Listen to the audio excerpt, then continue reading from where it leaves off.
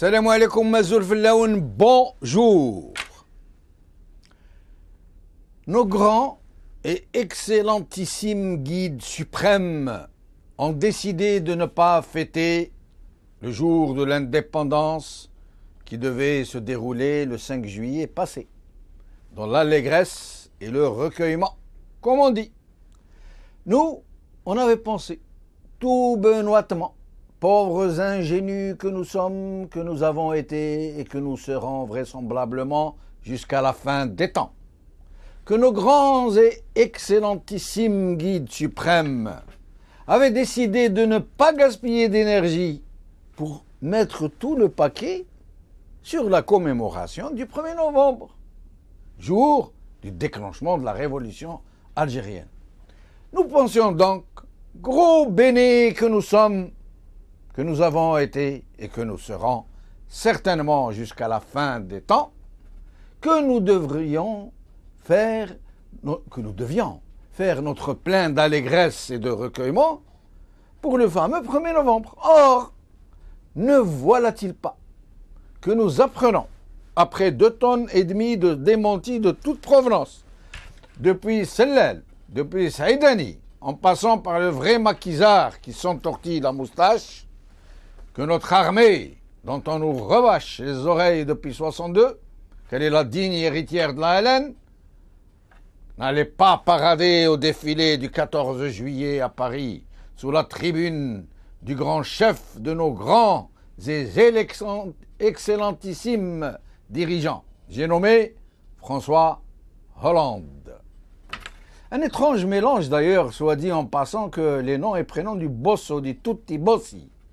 Un François, c'est-à-dire un Français, en vieux français, dont le nom est celui d'un pays étranger, la Hollande. François Hollande. Bon, enfin. En tous les cas, d'après donc les 2,5 tonnes de démentis, ne voilà-t-il pas que le drapeau algérien passe sous la tribune du bosso di tutti bossi, avec le salut martial qui va avec. Donc nous, même bébête à manger du foin, nous nous sommes posé quelques questions. C'est quoi ça? C'est quoi cette coïncidence? Ne pas fêter le 5 juillet, hormis de minables petites cérémonies de dépôt de gerbes de fleurs toutes fanées, et aller célébrer le 14 juillet. C'est quoi ça? Coïncidence? Reconnaissance? Allégeance? Pantalonnade? Bon, avons-nous fini par nous dire? Au point où nous en sommes, vous pouvez me tutoyer, avons-nous dit aux pickpockets qui nous piquaient poliment notre portefeuille en nous faisant plein de courbettes. On a fini par nous dire que nos grands et excellentissimes guides suprêmes allaient se rattraper pour la célébration du 1er novembre. Finalement, ils nous l'ont affirmé. Et là, on n'a vraiment pas été déçus. On en a vraiment eu pour notre inusable patience, pour notre bêtise abyssale d'hier, d'aujourd'hui et jusqu'à la fin des âges. Là, on vient de nous annoncer la surprise qui va tout racheter,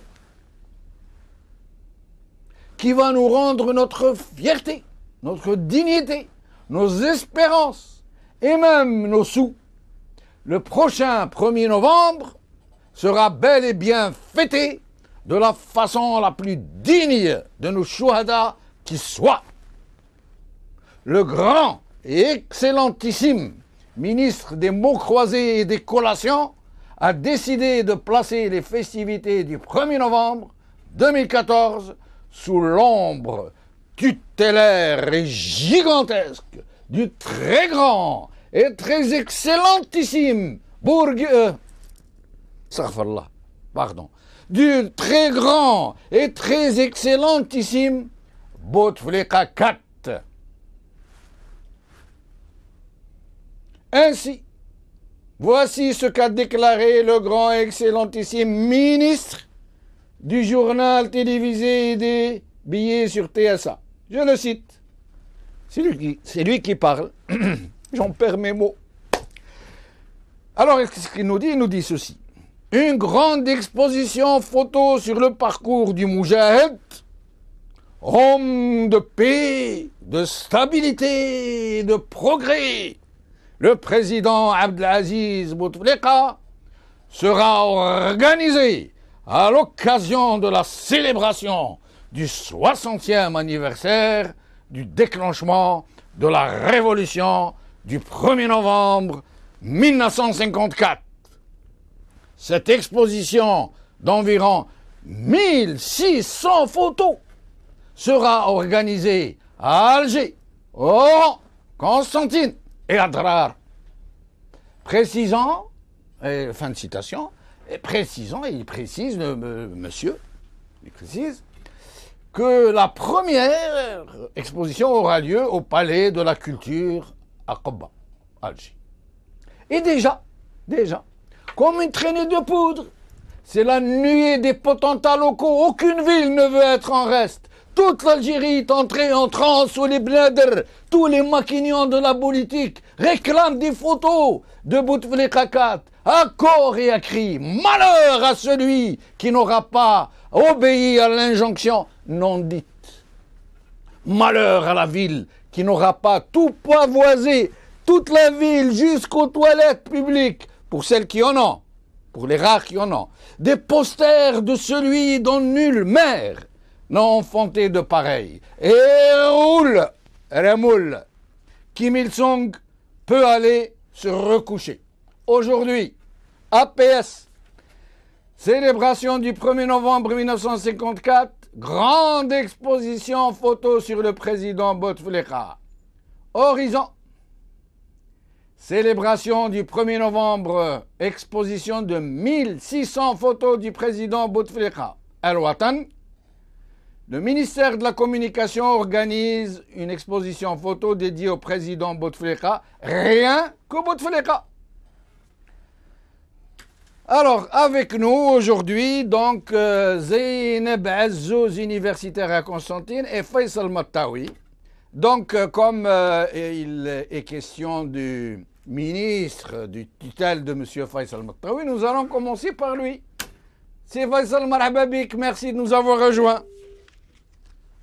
Faisal, nous l'avons perdu. Alors, Zeynep. Oui, allô? Bonjour Zeynep, oui. Merci de nous avoir rejoints. C'est moi qui vous remercie. Alors, ce 1er novembre, j'imagine que vous frottez les mains déjà, Zeynep. Moi, je me frotte les mains. Pourquoi je suppose que les heureux élus qui vont s'occuper du marché des photos se frottent les mains, en revanche. Hein. Mais Constantine est dans les tablettes. Constantine va organiser. Elle a déjà reçu son lot des 1600 photos. Hein. Ah, la bonne heure, grand bien leur face. Hein, grand bien leur face. Je leur souhaite beaucoup de bénéfices. Hein. C'est tout ce qu'on peut espérer en ce 1er novembre.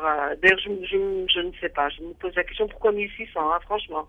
On se demande s'il n'y a pas des mystères kabbalistiques derrière, je ne sais pas. Non, ça veut dire 1600 et ils ont ramassé tout ce qu'ils ont pu.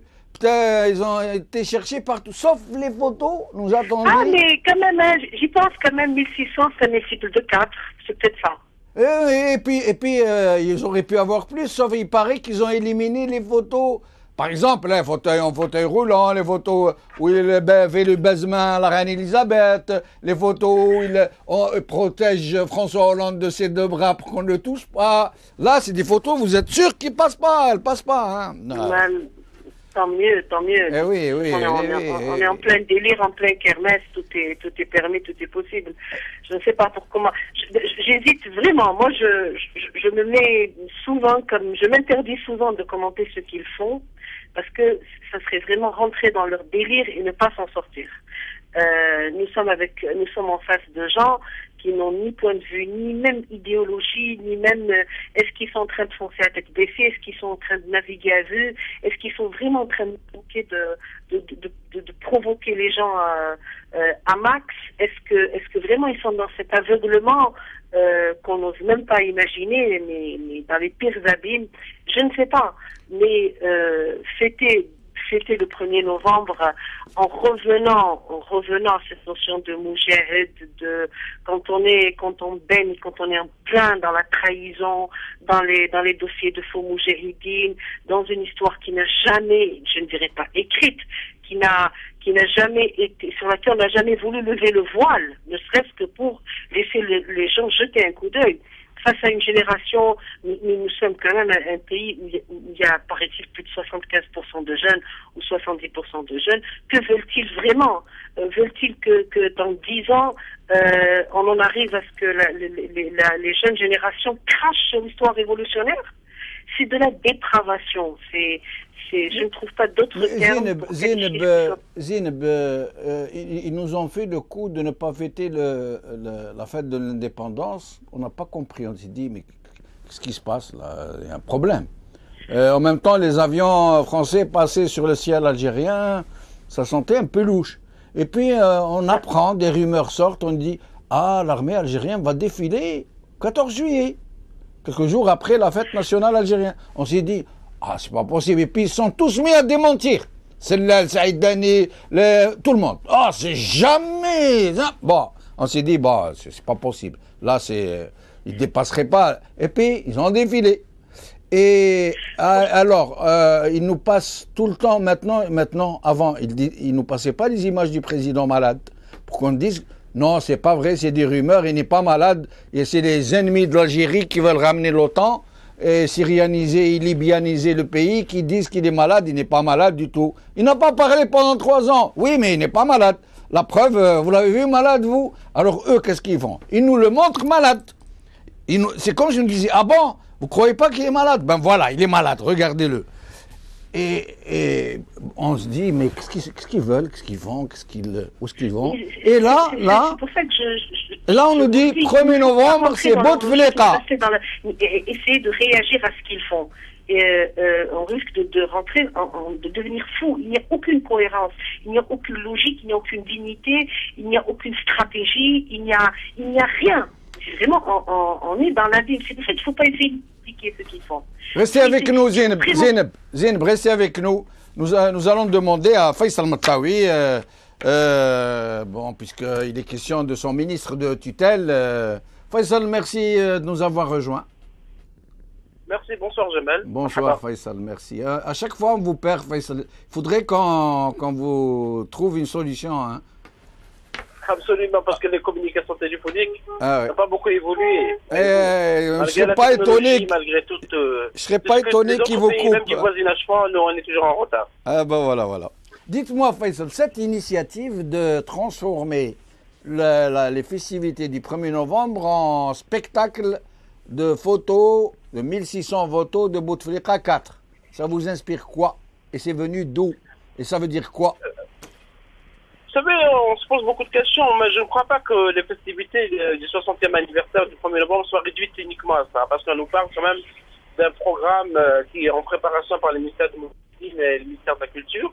Mais disons que c'est une initiative peut-être personnelle du ministre de la Communication, et comme vous le savez, dès son arrivée au ministère, il a commencé à bloquer des journaux, à fermer les journaux, notamment le journal Al-Fajr de Hadda Hazam, qui a repris depuis sous prétexte de non-paiement de factures d'imprimerie, et également le journal de Hamid El-Ayashi, Zaire News, Algérie News et Zaire News. Donc, comment on peut être au ministère de la Communication, comment on peut être écrivain et romancier, plaider pour la liberté en même temps pour des journaux. Donc, disons, il y a beaucoup de contradictions. Faire des photos pour le président à l'occasion du 1er novembre, c'est une initiative quand même curieuse.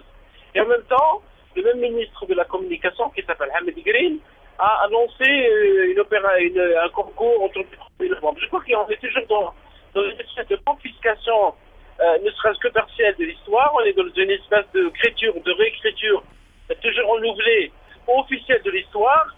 pour qu'on nous oriente vers une seule lecture par rapport au 1er novembre, bien que le 1er novembre soit la propriété de l'ensemble des Algériens, parce que c'est une immense date, c'est la date du déclenchement de la guerre de libération après tant d'années de lutte contre le colonialisme français. Et on veut peut-être la réduire à ça, mais même si il y a quand même des voix qui se lèvent pour que la célébration soit faite autrement. Théoriquement, on s'attend à des livres. Normalement, au 60e anniversaire, c'est des livres qui sortent, c'est des témoignages, c'est des nouvelles idées, c'est de nouvelles révélations, parce que l'histoire de la guerre de libération nationale n'a toujours pas été écrite. Faisal, ce ministre, on dit que c'est lui, ce ministre Hamid Green, quand vous verrez après l'émission, si vous ne la voyez pas en ce moment, sur le background, nous avons mis une photo que nous a envoyée notre ami Samir Hashisha, Bellatesh, Jaizat Shita Dhahabiya. S'il s'avère que c'est aussi lui qui écrivait sur le bloc-notes de Guedoui sur TSA, ça veut dire que maintenant on comprend un peu la démarche.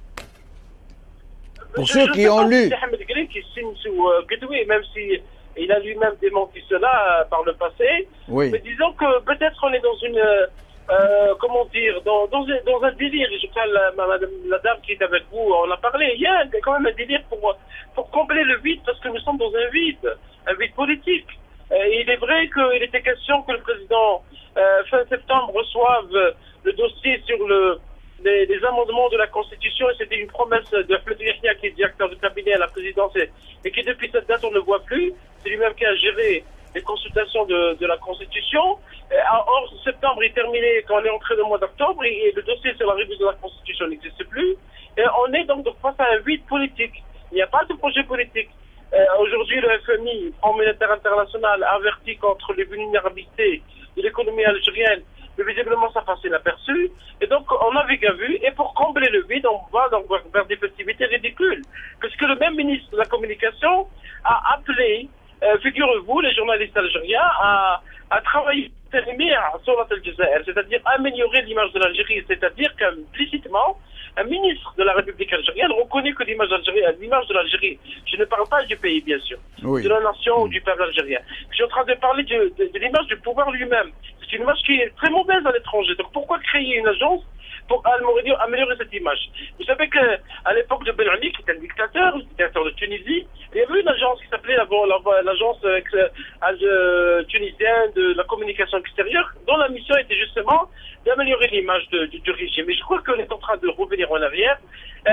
Nous avons parfois des réflexes brejneviens qui nous rappellent ce qui se passait dans l'Union soviétique dans les années 70. Il se passe toujours, du moins en Corée du Nord, même si Cuba un peu s'est amélioré. Et donc ces réflexes viennent de l'ancien temps. Des gens qui n'ont pas évolué, malgré l'âge, malgré que le monde a évolué, malgré qu'on est donc à l'époque de la technologie, de la communication, de l'Internet, des parlements qui font tomber des gouvernements, des ministres qui démissionnent pour des affaires de scandale. Nous, on revient en arrière. On a toujours cette capacité extraordinaire, à travers des décisions complètement stupides, complètement hors temps, pour revenir en arrière. Nous avons, je crois, les dirigeants les plus hallucinants qui puissent s'imaginer. Alors, vous nous dites, hein, vous nous apprenez que ce même ministre demande aux journalistes d'essayer de redorer l'image du pays. Donc, ce qu'on vous le dites, c'est que reconnaître implicitement que l'image, elle est vraiment malmenée. Et en plus, lui qui donne cette consigne, qu'est-ce qu'il fait entre-temps? Il transforme la fête nationale la plus importante de l'histoire de l'Algérie, il la transforme en exposition photo du guide suprême qui ne sait plus calculer la table de multiplication de 2.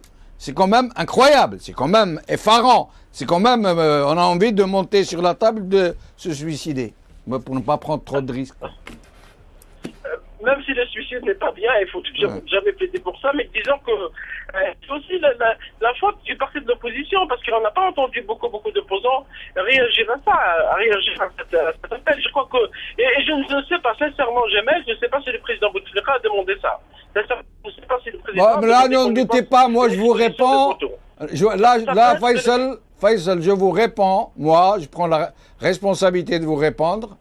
il n'est pas en état de demander quoi que ce soit, surtout pas ça. Peut-être qu'il va demander des friandises, oui, mais demander à faire une exposition photo, rassurez-vous, ce n'est pas lui. Que le président, et que reste quand même l'institution de l'État algérien, est malade, est absent de la scène publique, mais disons qu'il y a quand même une clientèle, il y a un entourage qui se sert de ça, qui se sert de cette absence, qui se sert de cette vacance du pouvoir.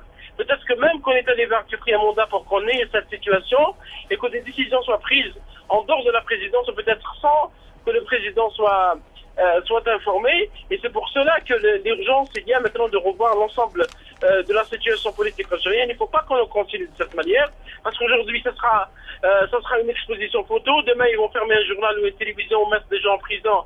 Ils diront que c'est le président qui a décidé ça.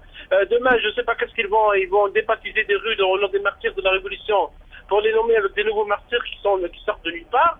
Donc, on est tous en train de jouer. On est en train de jouer de l'histoire. Or, l'histoire de la guerre de libération, elle est toujours, comme je l'ai dit, est à écrire. C'est une histoire qui appartient à l'ensemble des Algériens, à tous ceux qui ont contribué pour faire chasser le colonialisme français de cette ère algérienne. Il faut qu'il y ait une reconquête de la souveraineté nationale. Maintenant, la balle est également dans le camp des historiens. C'est aux historiens algériens pour leur dire qui a fait la guerre, qui ne l'a pas fait, qui était dans la guerre de libération nationale, qui était un véritable moudjahid et qui ne l'était pas. Est-ce que le président Bouteflika, Abdelaziz Bouteflika, on l'appelait à l'époque Abdelkader Mali, a effectivement contribué à la guerre ou pas?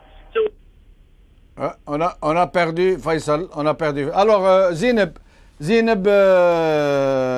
Oui. Quelle est la réaction? Vous êtes à l'université de Constantine. Quelle est la réaction des universitaires constantinois devant une telle outrance? Rassurez-moi, dites-moi qu'il y a une réaction. Les universitaires, comme n'importe quelle tranche des AG, n'existent pas en tant que tels. Avons-nous un syndicat, avons-nous une voie d'expression? Nous n'avons pas le droit de nous exprimer à l'intérieur de l'université. Vous savez très bien, l'expression démocratique est prohibée. Il y a quelques syndicats maison. Le seul syndicat qui essaie d'activer dans ce marasme n'a pas l'autorisation de le faire. Encore une fois, les médecins ou les Oui, mais il y a des voix, Zineb, il y a des voix qui peuvent... Vous, en ce moment, vous êtes en train de vous exprimer. Il y a des voix qui ont des possibilités variées et diverses de pouvoir exprimer une contestation, une indignation, une telle outrance, un tel excès, une telle... je ne sais pas comment qualifier cette exposition photo, c'est une insulte au peuple algérien. Ce que j'appelle agréé, c'est vrai qu'il y a un ras-le-bol tel, mais moi je vous dis, face à 200 000 morts, il n'y a pas eu de réaction. Il ne faut pas espérer qu'il y ait des réactions démesurées ou des réactions qui puissent faire peur ou faire changer d'avis. Parce que ce qu'on espère, c'est plutôt des réactions fortes, capables vraiment de déstabiliser, entre guillemets. Qui est capable de déstabiliser par des réactions, par des propos, dans le meilleur des cas, vous allez entendre ceux qui ont des revanches face à ce pouvoir qui leur a pas donné leur place, qui aurait aimé bouffer plus. Dans le meilleur des cas, vous allez les entendre encore insulter Boutef et se moquer des 4 roues, mais les vraies questions ne seront pas posées, parce que la vraie question, c'est qui gouverne ce pays, franchement? Qui est en train de prendre les décisions? Je vous dis, personnellement, moi je suis pas une férue des défilés et du patriotisme par les drapeaux. La mémoire, le travail la mémoire ne se travaille pas comme ça, et la conscience ne s'éduque pas par les drapeaux et les défilés. Les défilés où le peuple est absent, où les victimes sont absentes, ne servent à rien, ça ne sert qu'à redorer le blason, à dépenser de l'argent, à donner de la crédibilité aux tenants du pouvoir. Mais Zineb, par le 1er novembre, faire ça, c'est fort. Zineb, imaginez, vous savez, moi, je n'en reviens pas. Franchement, il y a des moments où je me dis peut-être que je suis en train de faire... On est en plein délire. C'est délire. Peut-être qu'on va se réveiller après tout. Peut-être que c'est pas vrai. Peut-être que nous sommes en train de faire un cauchemar ensemble, vous à Constantine, moi ici, les gens qui nous regardent, on va tous se réveiller. vous avez 70% de jeunes dans ce pays. Des gens qui n'ont même pas connu l'indépendance. Oui. Imaginez, il faut bien mesurer l'échantillon, il faut bien mesurer, avoir une cartographie de ce pays. Les jeunes ne savent même pas ce que signifie le mot 62, ne savent pas ce que c'est qu'une femme de shérif, ne savent pas. On peut leur montrer des massacres de la France, mais en parallèle, ils voient bien les longues queues d'attente devant les consulats. Ils voient bien que le président du FLN a une carte séjour. Ils savent très bien que tout ce qui émane du pouvoir est dépravé, à commencer par la religion. Tout est faussé, tout est faussé. Que signifie le mot patriotisme aujourd'hui auprès des jeunes? Mais nous ne sommes même pas capables de sonder la catastrophe. Savez-vous ce que symbolise le drapeau pour un jeune de 20 ans aujourd'hui? Est-ce que les jeunes savent, quand ils se baladent à l'avenue Abbé Ben Mhidi, vous êtes dans un pays où à Constantine même, je vous dis, vous avez le grand quartier de Bosso, puis vous avez Abdel Ramdan. Oui. Est-ce que les gens savent qui a étranglé Abdel Ramdan de ses propres mains? Est-ce que les gens, vous avez à l'université Abbas al-Gharour, mais je peux risquer de définir à travers vos antennes qu'on réponde à la question qui est Abbas al-Gharour, comment est-il mort et pourquoi Chirani Béchir a été exécuté. Franchement, est-ce que vous croyez, maintenant qu'on vient de leur dire, ben voilà, ils sont en plein délire, les printemps arabes ont attaqué de nouveaux pharaons, et on essaie de se trouver une place. Pourquoi pas, ils peuvent toujours rêver de notre Atatürk, nous aussi. Ils ont besoin de symboles. Mais c'est quel symbole, comme le disait Faisal Matawi, réduire le 1er novembre de ces combattants emblématiques qui ont stupéfait le monde entier. La révolution algérienne a été une aventure fabuleuse, de sacrifices de dizaines, de centaines de milliers de gens qui ont tout donné, qui ont donné leur vie, qui ont donné leur espoir, qui ont donné leurs enfants, qui ont donné leurs biens, qui ont tout donné, et réduire le 1er novembre à une exposition photo d'un monsieur qui fait son 4e mandat, qui n'a même pas fait sa campagne électorale, qui n'est pas capable de coordonner 2 idées, qui est malade, pour lequel on signe les décrets, qui ne sait même pas ce qui se passe. Ce monsieur qui n'a pas fait la révolution, on l'appelait Abdelkader el-Mali parce qu'il était aux frontières du Mali et de l'Algérie, il était à Oujda, il était tout ce qu'on veut sauf dans le maquis algérien. On fait le grand moujad de Hamid Green, c'est vraiment, vraiment triste, c'est consternant. Zine Bazouz, merci beaucoup. Faisal Matawi, merci beaucoup. En espérant vous revoir bientôt. Salam alaikum. Azul Fillaoun. Bonsoir.